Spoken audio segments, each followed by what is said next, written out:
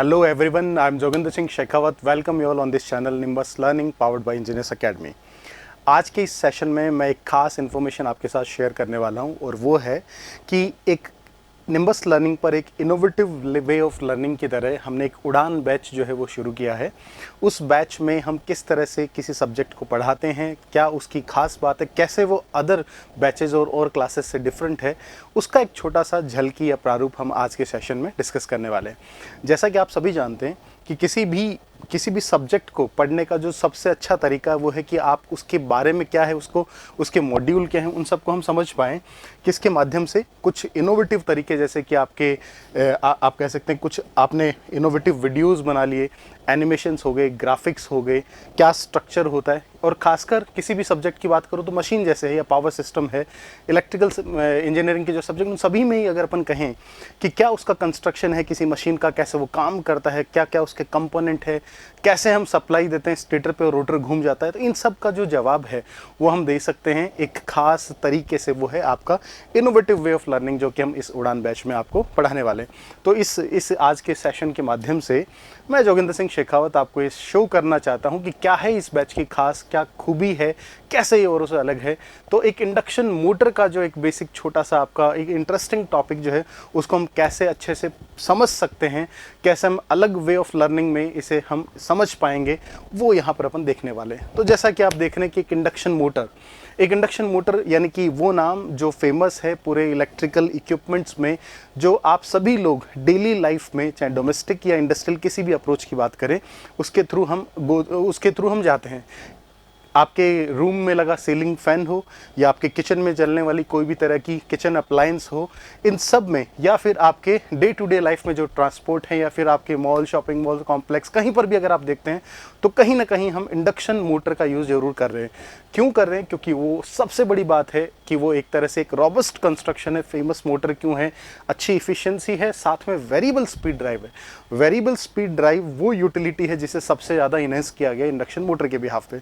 सो Motors को speed के behalf पे हम दो कैटेगरी में बांटते हैं, एक आपका इंडक्शन हो गया, दूसरा सिंक्रोनस है, या उसे हम एसिंक्रोनस मोटर भी बोलते हैं। हम डिस्कस करेंगे आज के सेशन में।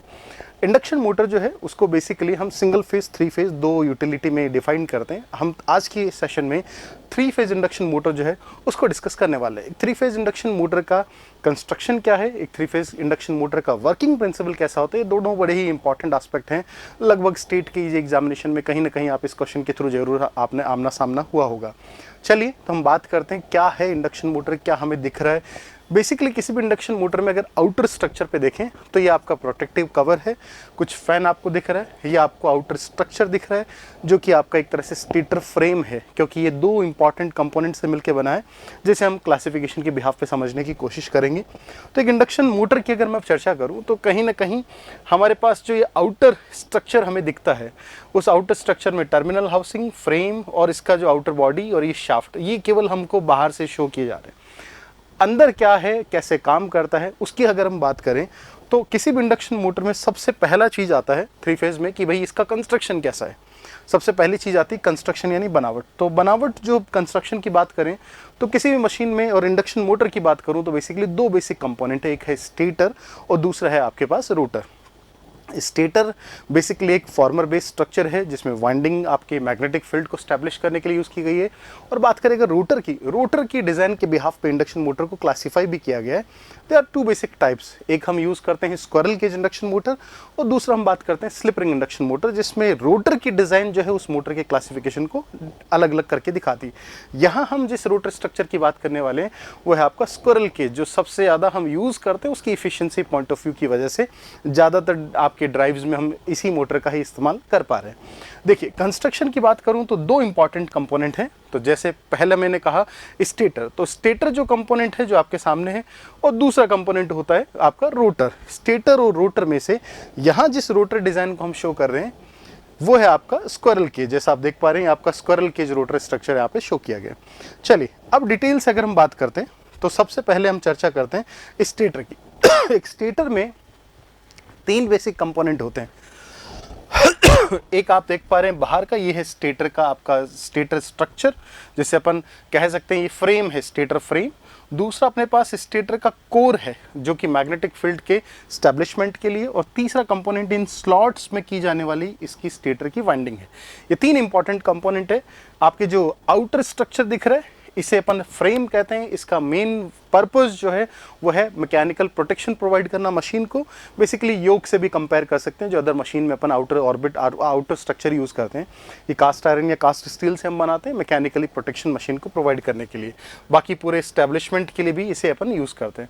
आगे हम बात करें तो ये जो आपके पास अंदर दिख रहा है ये है स्टेटर, आपका स्टेटर कोर। स्टेटर कोर एक silicon steel basically laminated structure होती है, जो कि स्टैंपिंग से अपन यहाँ पे लैमिनेटेड या स्टैंपिंग्स वर्ड यूज़ किया गया है जिससे हम बनाते हैं। स्टैंपिंग्स यूज़ क्यों की गई है, उसके पीछे क्या कारण है, उसको भी डिस्कस कर लेते हैं। आयरन लॉसेस जैसे अपन ने सुने हैं, ये डिफरेंट स्टैंपिंग्स आप देख रहे हैं, और स्टैंपिंग्स जो हैं, जो सिलेंड्रिकल स्टैंपिंग्स आपको दिख रही है, इनके पेरिफेरल पर यानी परिधि पर हमने स्लॉट्स कट कर रखे हैं।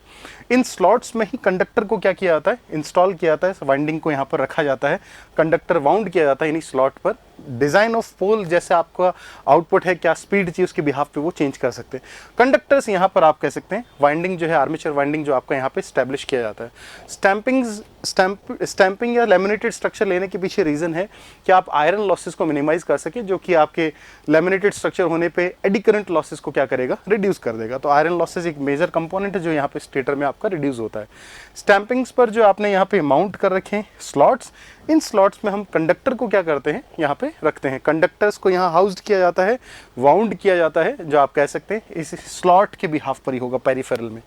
इन स्लॉट्स में रखे गए कंडक्टर्स की अगर अपन बात करें तो वो वाउंड स्ट्रक्चर है, जो कि वाइंडिंग है, स्टेटर वाइंडिंग इसे कहते हैं। Stator winding according two phase हम कह सकते हैं 2 फेज 3 फेज वाइंडिंग के बिहाफ पे यहाँ रखी जाती है। ये स्टेटर वाइंडिंग जो है इसका पर्पस है एक रोटेटिंग मैग्नेटिक फील्ड को स्टैब्लिश करना। इसीलिए मिनिमम हम 2 फेज की बात करें या 3 फेज की बात करें तो अकॉर्डिंगली इसके लिए हम यहाँ मैग्नेटिक फील्ड स्टैब्लिश करने के लिए यहाँ पर अकॉर्डिंग फेजेस को डिजाइन करते हैं। सो 3 फेज इंडक्शन मोटर है तो 3 फेज की स्टेटर वाइंडिंग को यहाँ इलेक्ट्रिकली 120 डिग्री एंगल पर डिस्प्लेस्ड करके रखा जाता है। 120 डिग्री अलाइनमेंट पर रखी इस 3 फेज वाइंडिंग का काम है यहाँ पर जैसे ही हम इसे सप्लाई से कनेक्ट करें उसमें एक रोटेटिंग मैग्नेटिक फील्ड क्या हो, स्टैब्लिश हो। तो स्टेटर फ्रेम, स्टेटर कोर और ये आपका वाइंडिंग, ये बेसिकली किसी स्टेटर की एक बेसिक फंक्शनिंग प्रॉपर्टी को यहाँ पे रिप्रेजेंट करता है।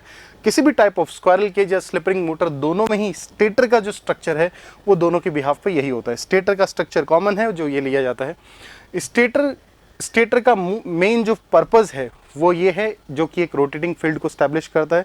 ये फ्लक्स सप्लाई सिस्टम के कॉरस्पॉन्डिंग जनरेट होगा। इसका वैल्यू एक fixed amount of flux 3/2 φm या 1.2 टाइम्स ऑफ φm होता है, जो 3 फेज फ्लक्स का रिजल्टेंट वैल्यू है, और एक फिक्स रोटेशनल स्पीड जिसे हम सिंक्रोनस स्पीड कहते हैं उस पर ये रोटेट करता है। तो ये तो हमने बात करी स्टेटर की। वाइंडिंग्स की अगर चर्चा करें तो वाइंडिंग जो है इसे हम शॉर्ट पिच और डिस्ट्रीब्यूटेड यूज़ करते हैं। ये अक्सर शॉर्ट पिच और डिस्ट्रीब्यूटेड वाइंडिंग यूज़ की जाती है ताकि सिस्टम के थ्रू जो हमारे पास हार्मोनिक्स हैं उनको एलिमिनेट किया जा सके, या कहीं ना कहीं अगर हम अगर हम इस वाइंडिंग को यूज़ करेंगे शॉर्ट पिच और डिस्ट्रीब्यूटेड तो हम कॉगिंग और क्रॉलिंग जैसे फिनोमिनन जो स्क्वायरल केज में आते हैं लो टॉर्क एलिमेंट की वजह से उनको भी क्या कर सकते हैं, हम रिड्यूस कर सकते हैं। तो ये एक मेन आप कह सकते हैं फंक्शनिंग पार्ट है डिस्ट्रीब्यूटेड वाइंडिंग और शॉर्ट पिच वाइंडिंग लेने का। ये 3 फेज रोटेटिंग मैग्नेटिक फील्ड का स्टैब्लिशमेंट जो है वो स्टेटर स्ट्रक्चर के बिहाफ पे यहाँ पे आपको मिलेगा। इस फील्ड की स्पीड जो है, स्टेटर इज स्टेशनरी बट ये मैग्नेटिक फील्ड कैसा है, रोटेटिंग है, और इस रोटेटिंग फील्ड का स्पीड नंबर ऑफ फेजेस यानी कंडक्टर्स और उनकी टाइप और पोल के अलाइनमेंट पे कितने पोल का स्ट्रक्चर उस पर डिपेंड करता है। इसे हम सिंक्रोनस स्पीड से रिप्रेजेंट करते हैं, दैट इज 120 f/p। यहाँ ns सिंक्रोनस स्पीड है, यहाँ पर f सप्लाई सोर्स की फ्रीक्वेंसी है, और p यहाँ पे नंबर ऑफ स्टेटर पोल्स हैं। इनके अकॉर्डिंगली अमाउंट क्या आउटपुट हमें रोटर में स्पीड का चाहिए उसके अकॉर्डिंग हम इन्हें डिज़ाइन कर सकते हैं। तो ये तो हमने बात करी किसके बिहाफ पे, एक कंस्ट्रक्शन के पहले एलिमेंट स्टेटर के बिहाफ पे। ना अगर हम बात करें रोटर की तो रोटर का ये जो स्ट्रक्चर आपको दिख रहा है ये है आपका वाउंड ये आपका है स्क्वायरल केज रोटर। दूसरा टाइप आपका होता है वाउंड या स्लिप रिंग रोटर। यहाँ पर हम स्क्वायरल केज को डिफाइन कर रहे हैं। ये एक आपको ओवरव्यू स्क्वायरल केज रोटर का यहाँ पे दिख रहा है, जिसमें कंपोनेंट्स की बात करूँ तो शाफ्ट है, शाफ्ट पर माउंट किया गया सिलेंड्रिकल लैमिनेटेड जो स्ट्रक्चर है, पैरेलल स्लॉट्स में इन कंडक्टर को लगाया गया है, पैरेलल स्लॉट्स माउंट किए गए, उन स्लॉट्स में हमने कंडक्टर बार को स्टैब्लिश किया है। सो शाफ्ट आप कह सकते हैं, एंड रिंग्स, कंडक्टर्स और यहाँ पर आपके पास जो स्लॉट्स हैं, ये चार चीज़ें अपन यहाँ पे देख पा रहे हैं। देखिए आगे रोटर का जो स्ट्रक्चर, स्क्वायरल केज जो रोटर है, इस बिहाफ पे इसके कंपोनेंट्स को किस किस तरह से हम यहाँ पे शो कर पा रहे हैं। अगर इस रोटर की बात करें तो यहाँ पर बेसिकली ये जो आपके फ्रेम्स आपको दिख रहे हैं, लैमिनेटेड कोर जिसे अपन कह सकते हैं, लैमिनेटेड कोर के स्लॉट्स जो है, पैरेलल स्लॉट्स, इन सब में हम कंडक्टर्स को बार, कंडक्टर बार लिख रहे हैं हम, सॉलिड कंडक्टर, यानी आप कह सकते हैं स्क्वायरल केज इंडक्शन मोटर का जो ये रोटर है, इसमें कोई भी तरह की वाइंडिंग नहीं होती है। यहाँ कोई वाइंडिंग नहीं है, यहाँ पर सॉलिड कंडक्टर बार यूज किए जाते हैं, जो कि आप कह सकते हैं अनइंसुलेटेड बेयर कंडक्टर होते हैं, कॉपर के बने होते हैं, और इस कॉपर कंडक्टर्स को यहाँ पे माउंट किया गया इन स्लॉट्स में। अब इन कंडक्टर्स को हमेशा माउंट करते हैं, और साथ में हमें पता है कि फैराडेज लॉ से ईएमएफ प्रोडक्शन के लिए जरूरी है कि कंडक्टर्स एक शॉर्ट सर्किटेड पाथ भी बनाए। सो इन कंडक्टर्स को हम एंड रिंग्स के थ्रू, इन कंडक्टर्स को हम एंड रिंग्स के थ्रू क्या करते हैं, शॉर्ट सर्किट भी करते हैं, जो कि स्लिप रिंग के थ्रू किया जाता है स्क्वायरल केज में। यहाँ पर अपन कहेंगे स्क्वायरल केज में एंड रिंग्स के थ्रू हमने क्या किया है, शॉर्ट किया है, ताकि एक क्लोज्ड स्ट्रक्चर रोटर का यहाँ पे, ये बेसिक नेसेसरी कंडीशन है किसी भी इंडक्शन मोटर की, the rotor must be closed circuited. अगर वो क्लोज्ड होगा तभी उसमें आप कह सकते हैं करंट फ्लो करेगा। सो यहाँ पर ये इसका क्लोज्ड सर्किट है। एक और चीज़ जो यहाँ पे आपको दिख रही है वो है कि कंडक्टर्स जो हैं वो शाफ्ट के साथ पैरेलल नहीं है, बल्कि क्या है, कुछ एंगल पर झुके हुए, तिरछे हैं, स्क्विड हैं। तो क्यों ऐसा किया गया, अगर इसकी बात करें तो इस प्रोसेस को हम स्क्यूइंग कहते हैं। द रोटर कंडक्टर्स जो आपके हैं उनको हमेशा शाफ्ट के एक्सिस के पैरेलल नहीं बना के कुछ एंगल पर स्क्यू किया जाता है, टेढ़ा बनाया जाता है। ऐसा करना स्क्यूइंग कहलाता है, जिसके बहुत बेनिफिट्स हैं, जिनमें से एक बेनिफिट जो है वो है कि ये मैग्नेटिक नॉइज, जो हमिंग नॉइज, हम्स जो होते हैं उनको क्या करता है, रिड्यूस करता है। कहीं ना कहीं आप कह सकते हैं पैरासाइटिक टॉर्क जो लैमिनेशन, जो आप कह सकते हैं हार्मोनिक्स की वजह से आता है, उसे भी रिड्यूस करता है, नॉइज को रिड्यूस करता है। और एक और इंपॉर्टेंट एस्पेक्ट जो कि है मैग्नेटिक लॉकिंग। मैग्नेटिक लॉकिंग जो सिचुएशन आता है स्टेटर रोटर पोल्स के बीच में, ये उसको भी अवॉइड करता है। रोटर के पोल्स पर स्टेटर स्लाइड कर जाएगा, मैग्नेटिक लॉक्ड नहीं होगा, यानी कॉगिंग की सिचुएशन को भी क्या कर रहा है, अवॉइड कर रहा है। ये दोनों ही बेनिफिट इसके लिए बोले जाते हैं। अगर हम स्क्विड कंडक्टर लेंगे तो हमिंग यानी नॉइज को रिड्यूस करता है, और दूसरा मैग्नेटिक लॉकिंग जिसे हम कॉगिंग या स्टॉलिंग ऑफ मोटर यानी स्टैंड स्टिल कंडीशन ना आ पाना, उसे भी रिप्रेजेंट करता है। दोनों ही चीज़ें यहाँ पर इस तरह के रोटर स्ट्रक्चर पर बोली गई। नाउ अब बात करते हैं वर्किंग प्रिंसिपल की। अपने आप में एक इंपॉर्टेंट एस्पेक्ट है कि कैसे एक इंडक्शन मोटर वर्क कर जाता है। हम रोटेटिंग पार्ट है रोटर, और सप्लाई देते हैं किसको, स्टेटर को, और दोनों के बीच में है एयर गैप। यानी हम इसीलिए इस मोटर को इंडक्शन मोटर कहते भी हैं। जबकि सिमिलरली अगर मैं डीसी मोटर की बात करूं तो वहां पर रोटेटिंग पार्ट कौन है, आर्मेचर, और सप्लाई किसको दी जाती है, आर्मेचर डायरेक्टली तो नहीं, लेकिन कम्यूटेटर और ब्रशेस के थ्रू सप्लाई से डायरेक्ट कांटेक्ट में होता है। इसी वजह से डीसी मोटर को हम एक दूसरे नाम से भी जानते हैं, उसे हम कंडक्शन मोटर भी कहते हैं। और ये एसी मोटर्स आपके इंडक्शन प्रॉपर्टी, क्योंकि ये इलेक्ट्रोमैग्नेटिक इंडक्शन पे वर्क करती हैं। So basically the working principle of induction motor is Faraday's law of electromagnetic induction. और फैराडेज लॉ की बेसिक डिमांड क्या है, कंडक्टर्स होना चाहिए भाई, और मैग्नेटिक फील्ड होना चाहिए, किसी एक और दोनों के बीच में रिलेटिव स्पीड होनी चाहिए। तो अगर मैं यहाँ कहूँ तो स्टेटर के कंडक्टर्स 3 फेज सप्लाई से कनेक्टेड हैं, वो एक 3 phase rotating magnetic field establish कर रहे हैं, और रोटर कंडक्टर्स स्टेशनरी हैं। तो सबसे पहले वर्किंग प्रिंसिपल ये कहता है कि when 3 phase supply is given to 3 phase stator conductors, it will generate a rotating magnetic field. और ये रोटेटिंग मैग्नेटिक फील्ड जो है वो स्टेशनरी रोटर कंडक्टर के साथ लिंक करता है, रोटेट कर रहा है। तो बताइए कंडक्टर्स जो स्टेशनरी रोटर की, वो इस फ्लक्स को क्या करेंगे, कट करेंगे। फ्लक्स कटिंग होगा तो बस यहां से आगे है फैराडेज लॉ कि भाई अगर किसी स्टेशनरी कंडक्टर को रोटेटिंग फील्ड में रखा गया है तो due to difference of speed, इनकी रिलेटिव स्पीड की वजह से कंडक्टर्स के साथ एक फ्लक्स कटिंग होगा, और फैराडेज लॉ से d∅/dt के कॉरेस्पॉन्डिंग एक ईएमएफ स्टैब्लिश करेगा। इस तरह का ईएमएफ डायनामिक ईएमएफ है जो मशीन में डेवलप करता है कंडक्टर्स में। और ये रोटर कंडक्टर्स अगर शॉर्ट सर्किटेड हैं तो एक इंड्यूस्ड करंट फ्लो करेगा, और उस करंट की वजह से रोटर का फ्लक्स होगा। स्टेटर रोटर के इंटरेक्शन से आउटपुट में आपको एक रोटेशनल या फिर इलेक्ट्रोमैग्नेटिक टॉर्क का डेवलपमेंट आपको मिलेगा। चलेगा, जो कि इलेक्ट्रोमैकेनिकल कन्वर्जन का बेसिक सोर्स है। देखिए अब इसे कैसे काम करता है, वर्किंग प्रिंसिपल क्या है। तो ये अपने पास स्टेटर है, जिसकी इस वाइंडिंग को, स्टेटर में इस 3 फेज वाइंडिंग को हमने सप्लाई से कनेक्ट किया। उस पावर सप्लाई ने यहाँ पर सबसे पहले 3 फेज फ्लक्स स्टैब्लिश किया, और वो एक तरह का आरएमएफ है, रोटेटिंग मैग्नेटिक फील्ड है। ये रोटेटिंग मैग्नेटिक फील्ड आ गया। इस रोटेटिंग मैग्नेटिक फील्ड में रखे हैं आपके रोटर कंडक्टर्स। देख रहे हैं आप, ये एंड रिंग से short circuited rotor conductor bars हैं, दे आर स्टेशनरी। तो ये स्टेशनरी कंडक्टर इस मैग्नेटिक फील्ड के साथ क्या कर रहे हैं, लिंक कर रहे हैं। जब ये इस मैग्नेटिक फील्ड के साथ लिंक कर रहे हैं तो लगातार इसका फ्लक्स चेंज हो रहा है। लगातार फ्लक्स चेंज होने से, फ्लक्स कटिंग से, इस कंडक्टर के साथ d∅dt के कॉरस्पॉन्डिंग एक इंड्यूस ईएमएफ यहाँ पे आता है, जो रोटर कंडक्टर में स्टैब्लिश करता है। और due to this end rings इन कंडक्टर का पाथ कैसा है, क्लोज्ड है, और इस क्लोज्ड पाथ में आपका करंट फ्लो करता है। अगर इस क्लोज्ड पाथ में करंट फ्लो करता है, अगर इस क्लोज्ड पाथ में करंट फ्लो करता है तो उस करंट का डायरेक्शन भी होगा। अब इस ईएमएफ के कॉरस्पॉन्डिंग जो यहाँ इंड्यूस्ड करंट है वो किस डायरेक्शन में जाए, ये कौन बताता है? इस डायरेक्शन को शो किया जाता है लेंज लॉ के कॉरस्पॉन्डिंग। और लेंज लॉ ये बताता है कि किसी भी चीज़ का जो जनरेशन है वो अपने कॉज ऑफ जनरेशन का अपोज करेगा। तो यहाँ जनरेशन किसका है? Induced current. करंट एक फ्लक्स एस्टैब्लिश कर रही है, और वो फ्लक्स रोटेटिंग मैग्नेटिक फील्ड का क्या करेगा? अपोज करेगा। इस अपोजिशन को कैसे शो किया जाए, करंट का डायरेक्शन कैसे हो, किस तरफ रोटर रोटेट करे उसे अपोज करने के लिए, तो यहाँ पे ये कहा जाता है कि बेसिकली यहाँ जो जनरेशन है वो इस वजह से है क्योंकि एक रिलेटिव स्पीड है किसके बीच में? रोटेटिंग फील्ड और स्टेशनरी कंडक्टर। अगर रोटर रोटेट करे तो वो इस तरह से रोटेट करे कि उस रिलेटिव स्पीड को वो रिड्यूस करे, ताकि वो अप्रोच करके उस रिलेटिव स्पीड को जीरो कर दे। तो ये केवल तभी हो सकता है जब रोटर किस डायरेक्शन में? रोटेटिंग मैग्नेटिक फील्ड जो स्टेटर का है उसकी डायरेक्शन में मूव करे। तो उसकी डायरेक्शन में मूव करेगा तो उसको अप्रोच करेगा। ये रोटर का, स्टेटर का मैग्नेटिक फील्ड, उसे रोटर जब अप्रोच करेगा तो उनके गैप को कम करेगा। जितना वो श्रिंक करेगा, जितना कम करता जाएगा, उतना ही अपन कह सकते हैं रोटर स्पीड अप हो रहा है, रिलेटिव स्पीड रिड्यूस हो रही है। तो ये अप्रोच करता है सिंक्रोनस स्पीड तक, ताकि पूरा का पूरा उसको अप्रोच कर ले तो दोनों एक स्पीड पे आ जाए और ईएमएफ जीरो हो जाए और आपका लेंज लॉ यहाँ पर एप्लीकेबल हो जाए। देखिए लेंज में जैसे हमने कहा कि ईएमएफ इंड्यूस हुआ, इस ईएमएफ के कॉरस्पॉन्डिंग रोटर कंडक्टर्स में एक रोटर करंट फ्लो करता है, और इस करंट के कॉरस्पॉन्डिंग हम कह सकते हैं रोटर का एक मैग्नेटिक फील्ड स्टैब्लिश होगा।